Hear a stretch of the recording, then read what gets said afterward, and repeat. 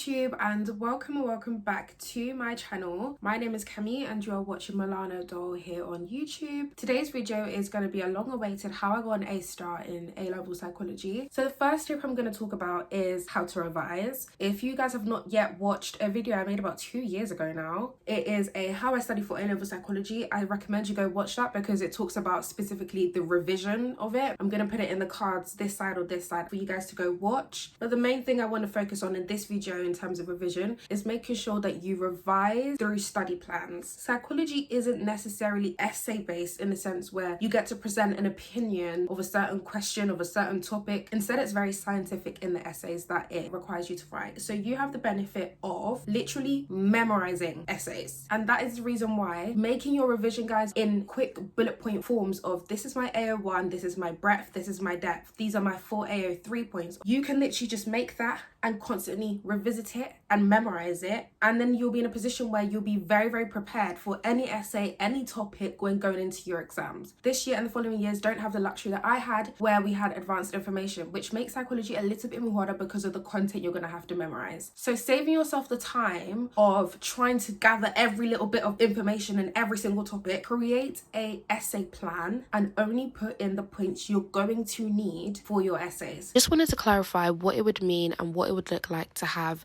an essay plan for every single topic in psychology, because I was a little bit ambiguous. So as you know, every topic in psychology has its own little subtopics. So for example, social influence, it boils down to things like conformity, NSI, and all of these things that are all little different topics within the actual topic. You create an essay plan for every single subtopic, not for the whole topic as one, but for every single little topic.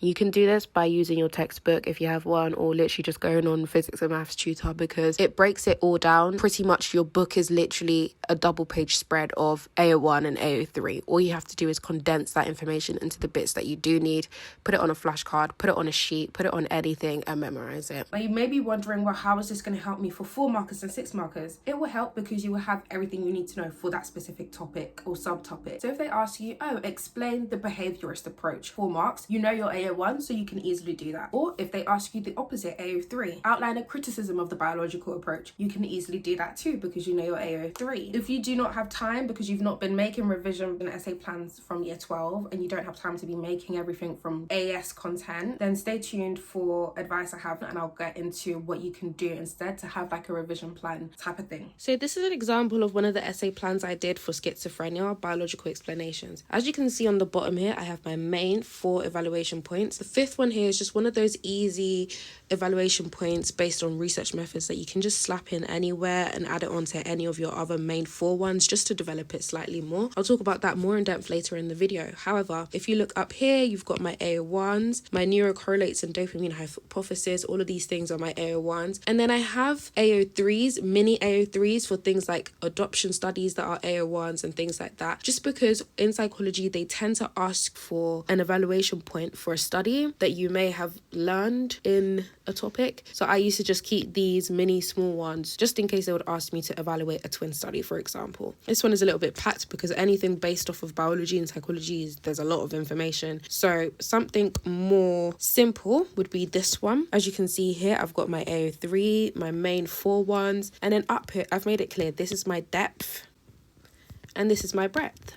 Also, if I just zoom in here, you can see that I've come back to revise it as well. I've got my active recall, seeing if I'm remembering all my AO3 points, and up here too, the same thing for my AO1s. Just to show you guys something different, I also did flashcards. As you can see, this is for biopsych. I've got on this side here my AO1 stuff, my depth, my breadth, everything's split up into the things I need to know, nicely condensed. And then I've got my AO3s that I need to know. Everything is literally just very clear, split down into the parts that I need to know. For this topic, I did this because, like I said, anything biology based in psychology is just very content heavy. So I went a little bit more simpler with biopsych. So these are the sorts of things that you're looking to do too. Obviously, if you don't have time to make all of these notes and flashcards and things like that because there is 3 months until the exam, there are other ways for you to still have this sort of revision that I'll talk about later on in the video. The next thing I want to talk about is choosing your AO3 wisely. You do not need to use the AO3 that's given to you in the book, that's given to you on websites, that your teacher gives to you you then. You can literally make up your own AO3. For example, an AO3 for the Harlow's monkey study wasn't generalizable compared to the really, really like confusing and complicated AO3s that sometimes you can see in the book. I know personally, sometimes I read AO3s that I was like, what are you even talking about? A lot of people end up trying to memorize things that doesn't even make sense to them, or they don't even really like, aren't digesting it properly. They're just taking it as an AO3 because they've been given it. But you can really scrap that and look towards your research methods. The simple things: low mundane realism, low ecological validity, low generalizability, reductionist, idiographic versus nomothetic. Your research methods, I know everyone runs away from it, and I'm going to talk about this more later. Your research methods can really, really save you when it comes to your AO3 in psychology. It's what saved me, because I was in a position where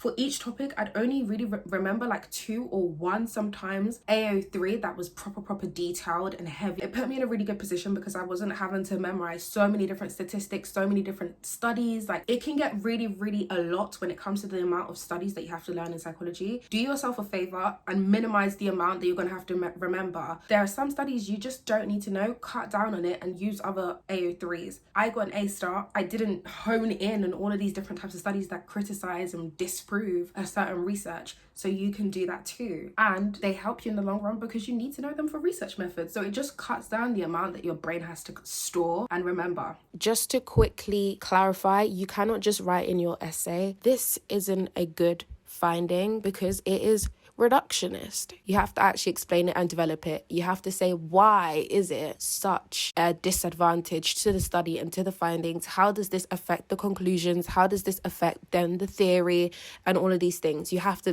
go through that thought process in order for that AO3 to be valid. If you feel like just remembering a study would be better for you than doing that, then stick to remembering studies. But for me personally, I found it more easier. So it's really just about thinking about what works the best for you. So now this is going to help those of you that haven't been making like revision essay plans. I would advise getting as many exemplar essays as you can. I personally mainly did it for the essays that I didn't know how to split, so I would get exemplar essays from my teachers so that I could see, okay, this would be the AO1 breadth, this would be the depth, and these would be the evaluation points. I would also recommend just doing it for every topic. What you have to do then is go through it, read it, highlight what's important, summarize it in the corner, get rid of the AO3s you feel like is just too complicated, replace it with a quick one. There's your essay plan. Literally that simple. It just makes life easier for you as the person that's studying. Next, I want to go into my 4-marker and 6-marker questions. I feel like a lot of people don't really understand how to get marks for 4-marker and 6-marker questions. I know that at first in year 12, I just would write as much as I could and hope that it would give me the 4 marks. Sometimes that worked and sometimes that didn't. Because the way that these 4-marker and 6-marker questions work is that you get 1 mark for the point and 1 mark for the explanation. So if you have a 4-marker, you are looking to have 2 points and 2 explanations. A 6-marker can work where you have 1 point, 1 evidence, 1 explanation. Twice, I used to just stick to point, explanation 3 times for 6 markers. The reason why I bring this up is because a lot of people actually don't know that that's how you get your marks. A lot of people did what I did when I was in year 12, which was just, oh, you're asking me about the cognitive approach, I'm just going to talk about everything I know, rather than a point and explanation. If you do that, I guarantee you, you will not miss a mark. The next thing I want to talk about is do not run from your research methods, guys. I know everyone talks about how research methods is really hard and is really, really like annoying to have because we signed up for psychology, not maths and blah, blah, blah. But guys, trust me, research methods, once you start to learn it and once you start to not run away from it and like once you stop seeing it as this annoying thing that's so tedious to learn, you will pick up marks like it is nothing. Research methods is the one thing that's going to be in every single paper. The one thing you can guarantee you're going to see at least 1 question in every single paper. So you would literally be a fool to not solidify your research methods. Learn the stats tests, know what you need to calculate for your exam board, because I know certain exam boards have to calculate certain stats tests. For mine in AQO, we only had to calculate the sign test, I'm pretty sure. And the others, we only had to like know what would lead to significance and what wouldn't, and what the p-value was and things like that. Learn those things. Guys, I can go into depth and make a whole separate video for research methods because I feel like there's so much that goes into it. It's almost like a separate thing from psychology when it comes to studying it. There's a whole lot more that I can go into to help you guys to really, really grasp it and like get top marks in your research methods. It will elevate your psychology grade, because you are guaranteed to get at least one question in every single paper. So yeah guys, I'm not going to ramble on too much when it comes to research methods. If you guys want me to make a whole nother video with specific things, let me know in the comments down below. But just know, make sure you study it, do not run from it, make sure you know it inside and out, genuinely. The final thing I want to say to help you guys with your psychology is your timing. You will literally be fucked over by psychology based off of the fact that you didn't have enough time to finish that essay. The amount of times I heard throughout my entire A-level experience from year 12 to the end of year 13, oh, I didn't have enough time to write all my evaluation points, and oh, I didn't have enough time to finish up my essay, and I couldn't finish this and I couldn't finish that. You will literally be fucked over with your marks, not because you didn't know what to say, but because you didn't have enough time. Practice your timing. So I used to just sit down, give myself 15 minutes, 16 marker, time myself. It came to a point where I realized I was unable to be fast enough to get 4 evaluation points in. It was a thing where I then realized, okay, if I'm only going to be writing 3, this means that I need to develop them a slight bit more or shorten each paragraph so I can fit 4 in. You begin to clock these sorts of things that not only maximize your marks but maximize your time. So I cannot stress enough how important it is to sort out your timing in psychology. You'll be robbed of marks by the minute if you do not sort out your timing and like get quick, because we actually don't have enough time for the amount of things that we need to write in these exams. With that all being said, I hope this video helps you guys out and I hope you guys are doing okay. If you enjoyed this video, make sure you like. If you're new here, make sure to subscribe, and I'll see you guys in my next video.